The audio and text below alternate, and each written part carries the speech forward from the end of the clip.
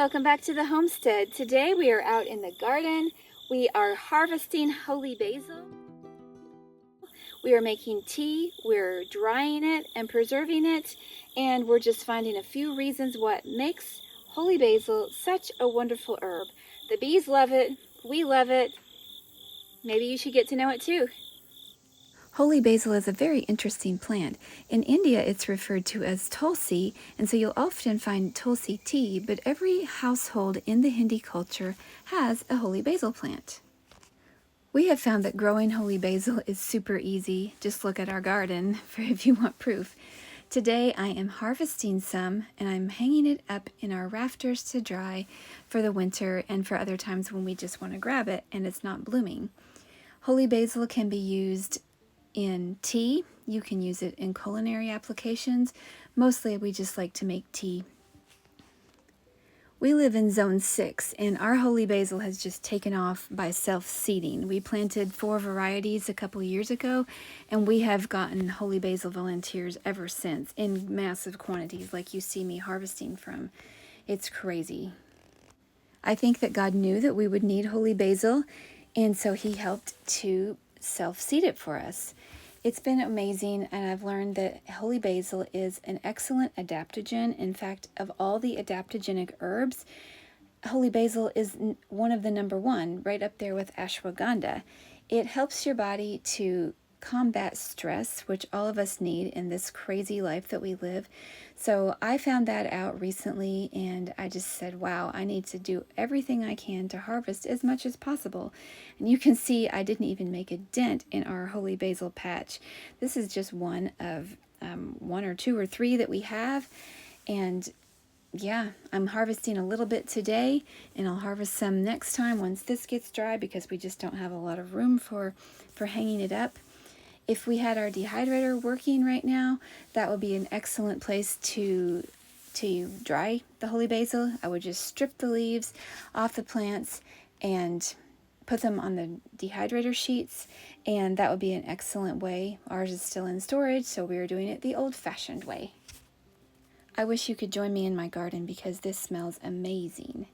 It gives such an aroma of like vanilla spice that you can just feel all around you. I just love the holy basil plant. It's one of our favorites.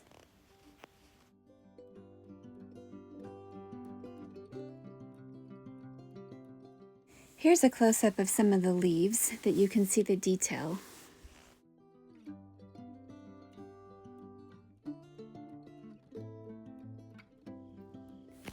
This is a plant that the bees love. You will find honeybees, bumblebees, and even turtles out in the holy basil patch. But we see so many honeybees in our holy basil.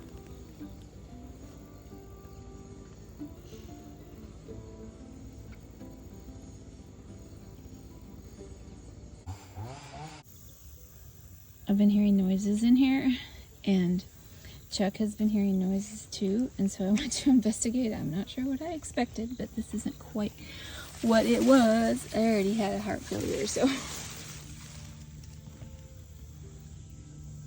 I guess it's a female and a male. I'm not really sure.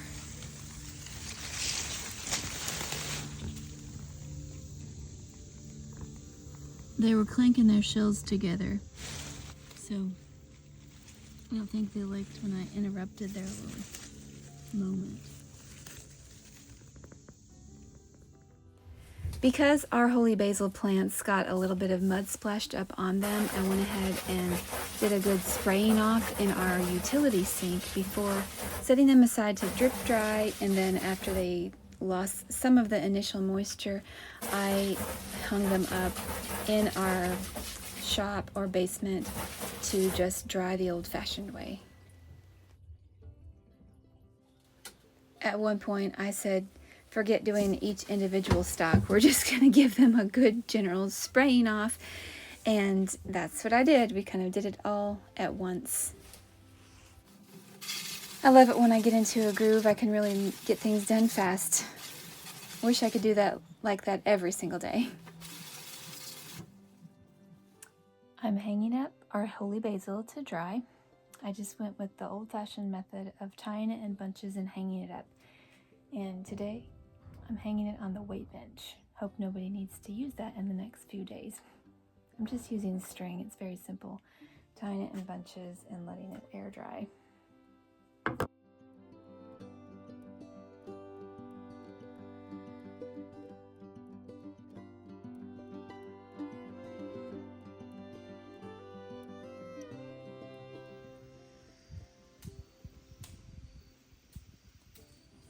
Yes, I really did hang this holy basil to dry on my clothesline. Largely, for most of the day, it's out of the sun. So I thought I'd just give it a shot. I don't know that I recommend it. It's getting kind of brown. The leaves are getting kind of brown, probably from too much sun. And what I noticed more than anything is that the leaves are dropping on the ground. So not the best idea. I just figured I'd try that. I have a basket under here that caught a few. I'll say precious few.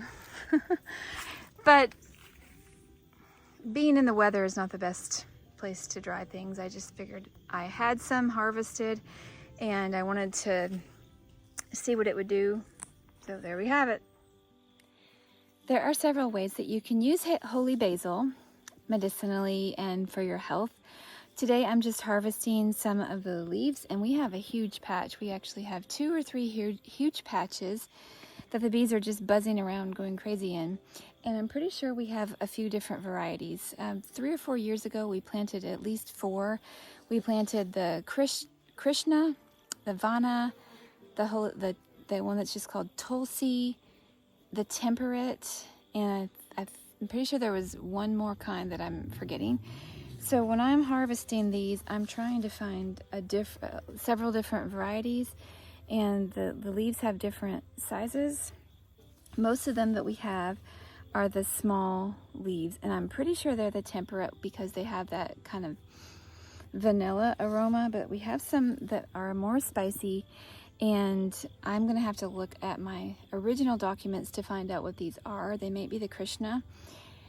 So all of the holy basils are medicinal, all the aerial parts of the plant. So it doesn't matter which variety, but some of them are better for different uses. But I like to get a variety of the types that we can see, and I just look at leaf type and flower type, and if they're different colors and shapes, then I feel like I'm getting a good variety.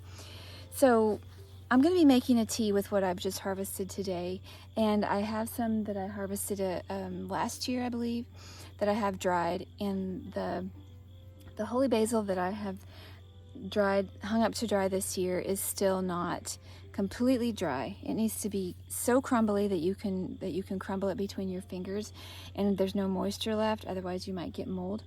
So you can make a tea from the dry leaves or the fresh leaves. If you're going to use the fresh, you want to use 2 or 3 times as much as you would dried. And we just go like a tablespoon per cup, or you can do more. It's not going to hurt you. It's a nice flavor. You can use the tea form, which is mostly what we use around here because we have so much growing. You can get it in capsules from your bulk food store or from a health food store. And so you would just follow the instructions on there since they are all different formulations. You can use the holy basil essential oil, which I actually do a lot.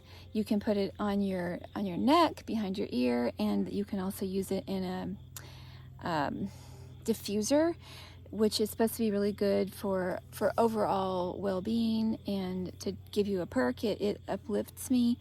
And I like the smell. It is kind of spicy.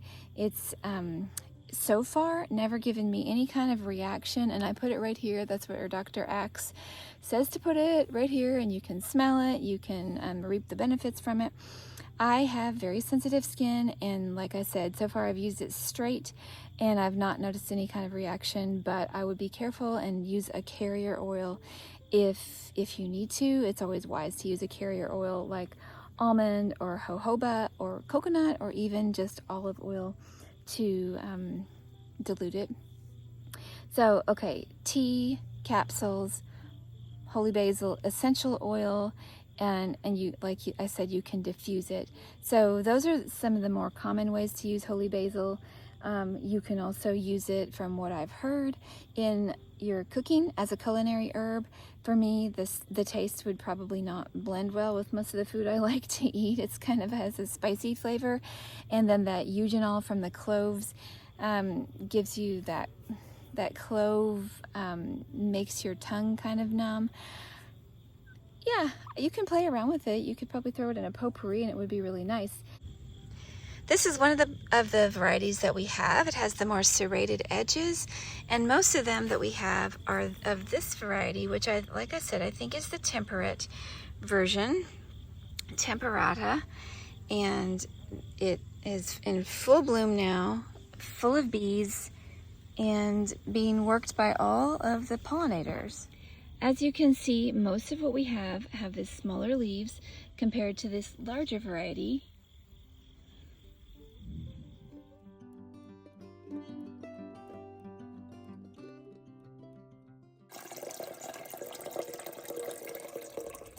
These are a couple of ways that we get holy basil around here. One is the holy basil that I have dried, and I dried this last year. It's perfectly dry. You want to wait until you can crumble it in your hands before storing it in your jar. And I just like to hang it upside down like I've shown you until it's perfectly dry. There are many formulations of Tulsi or holy basil tea that you can get commercially. I like this Tulsi Sleep Tea. It works very well for me, and any kind of holy basil is good for helping sleep and overcoming insomnia. It's very helpful. Holy basil is also available in an essential oil, and I use this almost every day. It's very uplifting, aromatic. I just like to spray off my holy basil, make sure there's no bugs or fungi that's splashed up on it. Then I just usually will throw it in an open pot because that is what's easier for me. I do occasionally, if it's just me, use my French press here, which I like how it works, but unfortunately mine is a small one and it only holds 2 cups, and so I usually want to make a little bit more than that to store in their fridge for later.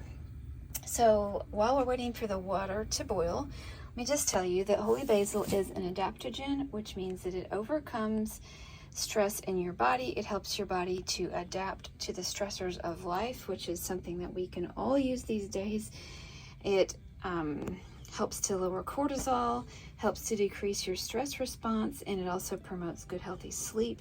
There are also many, many benefits, such as the blood sugar lowering properties and many other properties of holy basil besides the adaptogenic properties, but that's the main reason that I like to use it. It's just a feel-good herb.